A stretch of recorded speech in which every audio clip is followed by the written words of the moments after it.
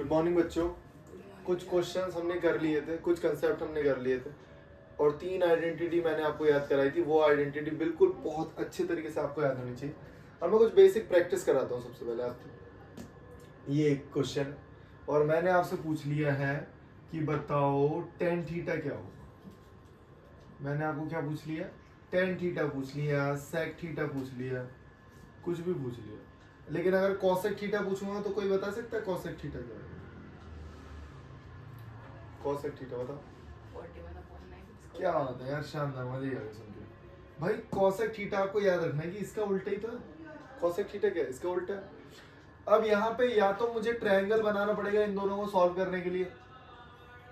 वैसे तो मुझे ट्रायंगल बनाना पड़ेगा क्योंकि ये हो गई मेरी हाइपोटेनियस और अगर ये थीटा है तो ये हो गया 9। अब पाइथागोरस थ्योरम से मैं ये निकालूंगा। मैंने स्क्वायर रूट वाली स्क्वायर ट्रिक वाली वीडियो में बताया है कि 41 फिर 45 जो भी 50 के आसपास 30 से लेकर 70 तक के स्क्वायर्स हैं वो आपको कैसे ओरली निकालने हैं। तो उसमें 41 का स्क्वायर निकालोगे अगर आप 50 माइनस करके तो वो आएगा 1681, मतलब 1681। इसका स्क्वायर 1681, इसका स्क्वायर 81, कितना आया 1600। और फिर मैं इसको रूट भी करूंगा तो ये कितना हो गया भाई 40। कितना होंगे 40। नहीं तो 9, 40, 41 स्क्वायर ट्रिपलेट्स हैं वो याद भी कर सकते हो, लेकिन ये ट्रिपलेट्स याद नहीं होते। लेकिन हमें ये बड़े नंबर्स के स्क्वायर याद हो सकते हैं क्योंकि बहुत आसान है। अब सारी चीजें तो पता ही लगी। tan थीटा क्या होता है बताओ भाई? p upon b। तो p क्या है इसमें? 9 अपॉन 40। sec क्या होता है? cos का उल्टा। तो cos क्या है? cos होगा हमारा base upon hypotenuse upon base, सीधे लिख देते हैं। तो हाइपोटेनियस है 41 और ये हमारा 40। ये छोटी छोटी चीजें थी। अब कुछ आइडेंटिटी हमें सीखनी है, वो बहुत ज्यादा जरूरी है, ठीक है। अब अगर मैं बोलूं कि आपको इसको कन्वर्ट करना है या आपको कभी कभार प्रूफ दैट में दे देगा, हमेशा याद रखो जब भी आपसे ट्रिग्नोमेट्री का क्वेश्चन ना हो, सेक फलाना ठिकाना कॉट आपको दे रखा है, नहीं समझ में आ रहा, आप सबसे पहला स्टेप आपका होगा साइन बाय कॉस में कन्वर्ट कर दो। सारी वैल्यूज को किस में कन्वर्ट कर दो? साइन कॉस में। उसमें मार्क्स मिलेंगे पक्का, क्योंकि वो ऐसा होता है, इसमें प्रूफ करने के बहुत तरीके होते हैं आंसर निकालने के। तो जरूरी नहीं है कि टीचर को स्पेसिफिक दिया जाएगा कि भाई हाँ इसी तरीके से इसने प्रूफ किया, नहीं, कुछ भी तरीके से आपको आंसर निकालना है। बहुत तरीके होते हैं, इसीलिए बता रहा हूँ कि सबसे पहले अगर आपने साइन बाय कॉस से कर दिया ना स्टार्ट, तो वो क्वेश्चन आधा हो गया। और मैं तुम्हें बताऊंगा कि टीचर को कंफ्यूज भी कैसे करें। मतलब बोर्ड है, कंफ्यूज का मतलब ये नहीं कि उसको पागल बना दो, पागल तो बनते नहीं हो, टीचर को पता है। तो आपको और करना है, रिवर्स इंजीनियरिंग होती है ना, रिवर्स इंजीनियरिंग सुना है आपने? नहीं सुना होगा। मुझे भाई मोटर ठीक करनी नहीं आती, ठीक है। तो पहले मैं एक नई मोटर लूंगा, सही मोटर, और उसको पूरा सीख लूंगा कैसे ये सही चलती है। फिर मैं खराब मोटर लूंगा, फिर खराब मोटर में मुझे पता लगेगा अच्छा यार सही मोटर में तो ये वाला पार्ट था, सही था, चल रहा था, स्मूथ चल रहा था, लेकिन इस वाली मोटर में नहीं चल रहा, इसका मतलब बियरिंग खराब है। ये होती है रिवर्स इंजीनियरिंग। बहुत सारी चीजें ऐसे रिवर्स इंजीनियरिंग पे चलती है, ठीक है। तो मैं वही बता रहा हूँ आपको कि आंसर आपको प्रूफ दैट वाला पता है तो आप प्रूफ दैट से भी बैक जा सकते हो, प्रूफ दैट से भी बैक जा सकते हो और आंसर तक पहुंच सकते हो, ओके।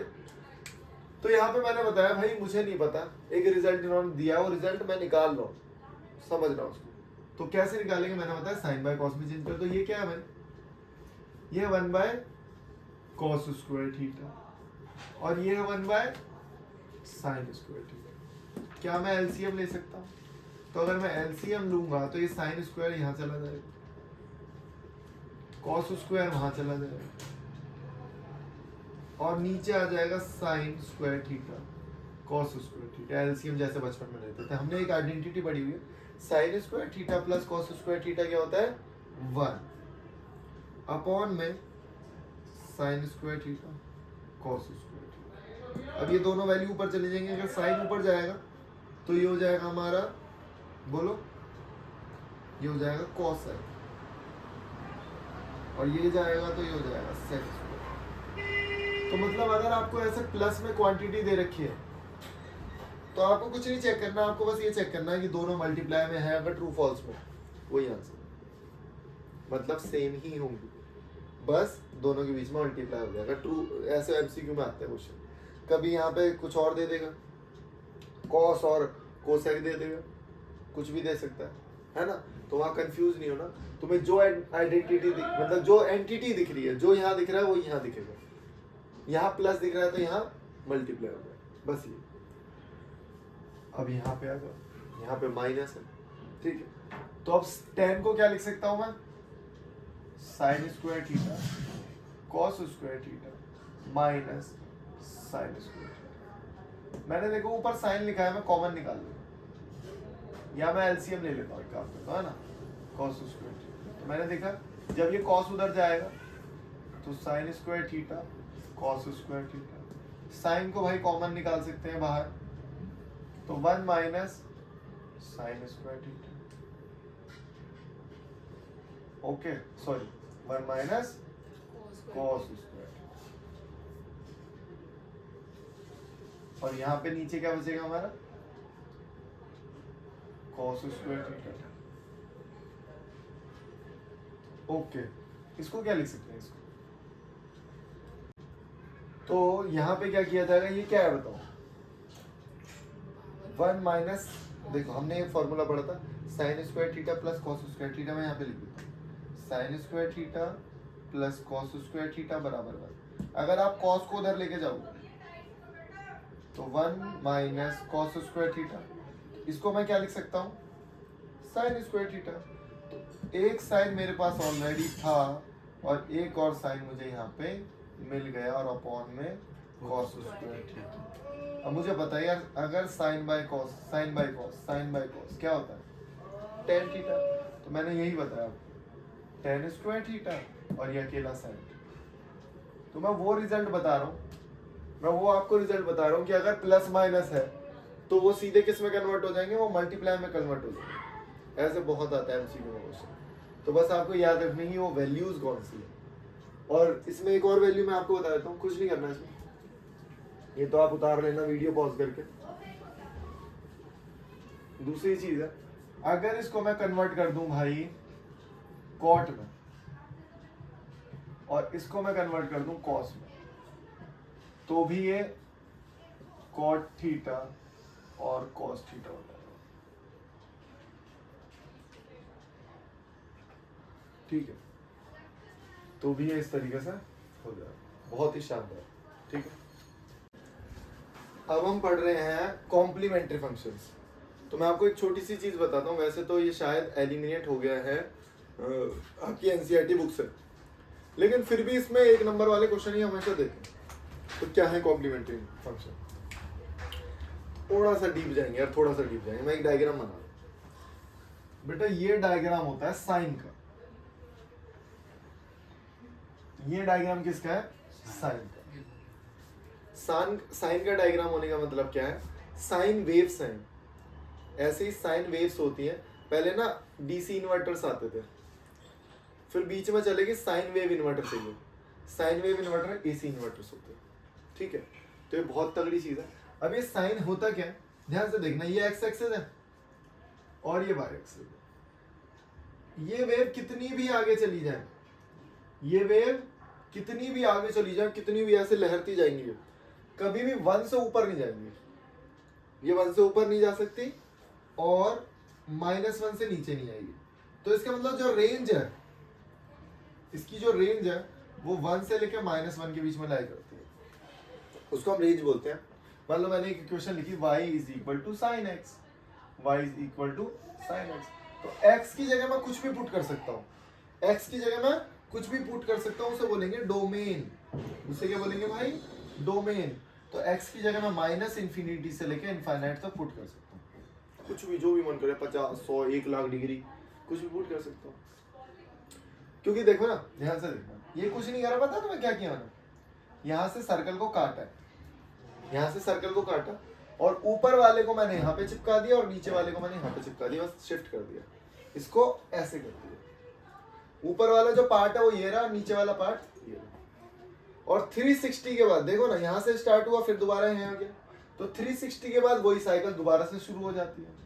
360 के बाद दोबारा से वही साइकिल शुरू हो जाती है। लेकिन तुम्हें कहाँ तक पढ़ना है, 10th क्लास में जो है वो 10th क्लास में 90 तक। तो एक छोटी सी चीज याद रखोगे, अभी वैल्यूज कराऊंगा ना, जब मैं वैल्यूज कराऊंगा साइन थीटा की, ध्यान से देखना, साइन थीटा की वैल्यूज अभी करा देता हूँ। 0 degree, 30 degree, 45 degree, 60 degree and 90 degree तो मैं आपको बता रहा हूँ, देखो जब x की वैल्यू बढ़ा रहा हूँ तो क्या y की वैल्यू भी बढ़ रही है? जब x की वैल्यू बढ़ा रहा हूँ तो y की वैल्यू भी बढ़ रही है, लेकिन कहाँ तक? 90 तक। 90 पे मैक्सिमम वैल्यू देता है वो, और हमें 10th क्लास में वहीं तक पढ़नी है। अब देखो 0 पे 0, जब एंगल 0 है, एक बात बताऊं, कॉमन सेंस लगाना है भाई। मैंने एक ट्रायंगल बनाया यहाँ पे, और साइन का फॉर्मूला बताना मुझे, परपेंडिकुलर अपॉन हाइपोटेन्यूज।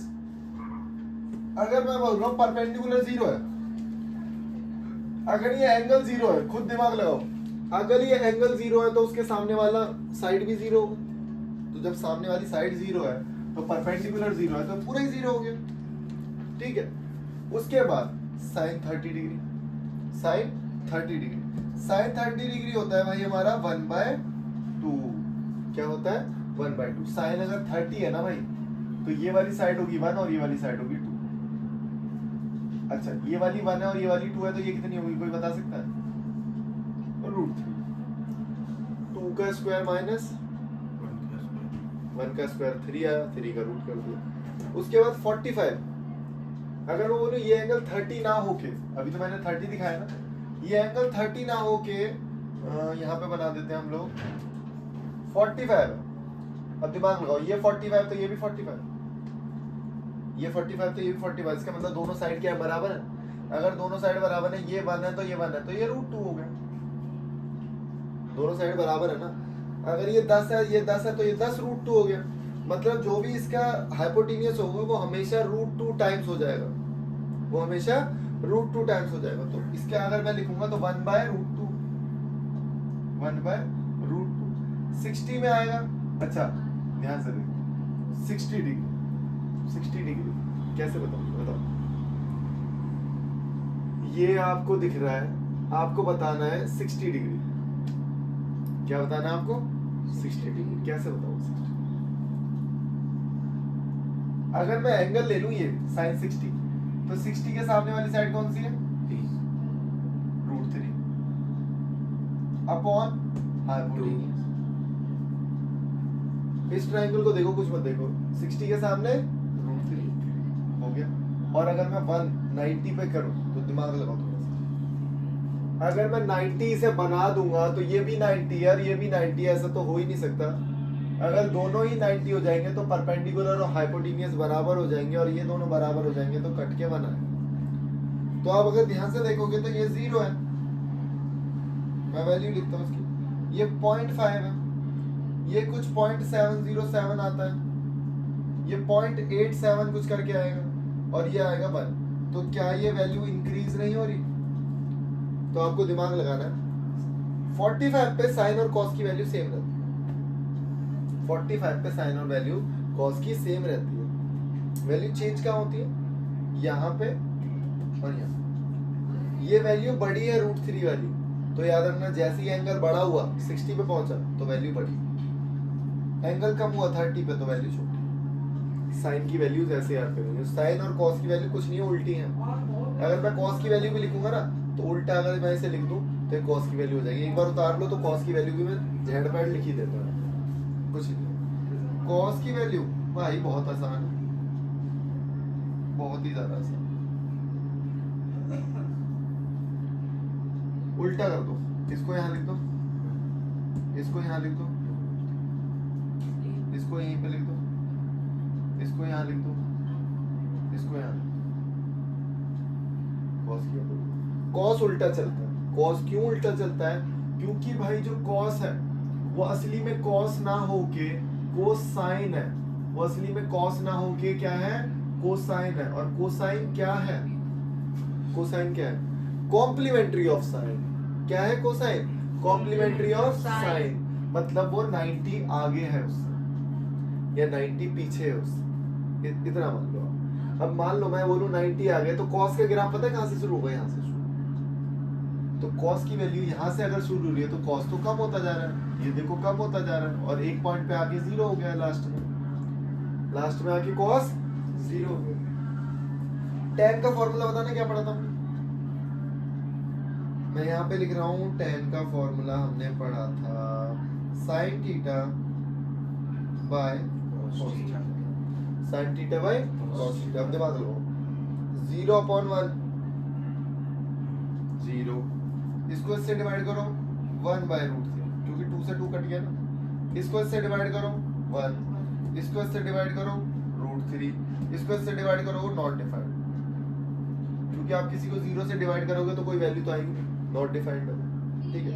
तो ये वैल्यूज हमें याद होंगी। अगर मैं आपसे पूछ लूं भाई कोसेक बताओ, तो कोसेक क्या है?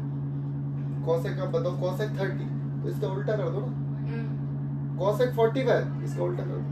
मैं बोलूं सेक 45 इसका उल्टा कर दो, सेक 60 इसका उल्टा कर दो। तो वैल्यूज वाले बहुत क्वेश्चन आते हैं, मतलब आपको वैल्यूज ही याद रखनी है। ये वैल्यू 10 बार देखेंगे, 10-50 क्वेश्चन लगाएंगे, अपने आप वैल्यूज याद हो जाएंगे। बहुत क्वेश्चन है एनसीईआरटी में वैल्यूज के, तो वैल्यू तो आपको याद रखनी है। लेकिन मैंने स्टार्ट किया था कॉम्प्लीमेंट्री एंगल से, क्योंकि बहुत ज्यादा इंपॉर्टेंट है। कॉम्प्लीमेंट्री एंगल बहुत ज्यादा इंपॉर्टेंट है, क्योंकि उस पर आते हैं क्वेश्चन। तो मैंने आपको बताया कि जो भाई मेरा साइन है, साइन और कॉस में क्या रिलेशन है? 90 का। साइन क्या है? Complementary of cos. अब यहां से समझाता हूं मैंने तुम्हें। अगर मैं बोलूं cos 30, तो आप क्या बताओ? cos 30 √3/2, जो कि sin 60 के लिए था। देख लो ध्यान से, सम अगर करोगे ना, अगर आप सम करोगे तो सेम आएगा इन दोनों का। 60 और 30 का सम 90, value same. 45 value same. 30 60 value same. तो ये उसका कॉम्प्लीमेंट्री है। अब आप बताओ sin 90 माइनस थीटा क्या होगा? 90 माइनस 30 क्या होगा? 60। वो हमें cos दे देगा। ये अभी थोड़ा सा टफ लग रहा होगा, बस कुछ नहीं है। सबसे पहला काम ही है आपको वैल्यूज निकालनी, ठीक है। पहले वैल्यूज निकालो, फिर क्वेश्चन कराता हूँ कॉम्प्लीमेंट्री। तो देखो बच्चों, हम लोग कॉम्प्लीमेंट्री एंगल पढ़ेंगे। तो यहाँ पे लिख रहा हूँ मैं sin थीटा आपका बराबर होगा कोसाइन। मैं बोल रहा हूँ क्या? कोसाइन, मतलब कोसाइन लिख रहा था तो कॉस लिखेंगे उसे, cos 90। क्या अगर आप दोनों एंगलों को सम करोगे तो 90 आएगा? आप दोनों एंगल्स को सम कर लो, थीटा प्लस 90 माइनस थीटा क्या है भाई? 90। अगर इन दोनों का सम 90 आ रहा है ना, तो वैल्यू सेम होगी। देखो ध्यान से, sin 30 की वैल्यू cos 60 के बराबर होती है, सेम वैल्यू 1/2। sin 60 की वैल्यू cos 30 के बराबर होती है √3। sin 45 cos 45 के बराबर होता है, क्योंकि दोनों एंगलों का सम क्या है? दोनों एंगल का सम क्या है? 90। तो मैंने क्या बताया आपको? साइन और यहाँ पे cos में क्या रिलेशन है? साइन निकालना है तो cos 90 माइनस थीटा करोगे तो निकल जाएगा। अब ये तो एक साइन का हो गया पहला।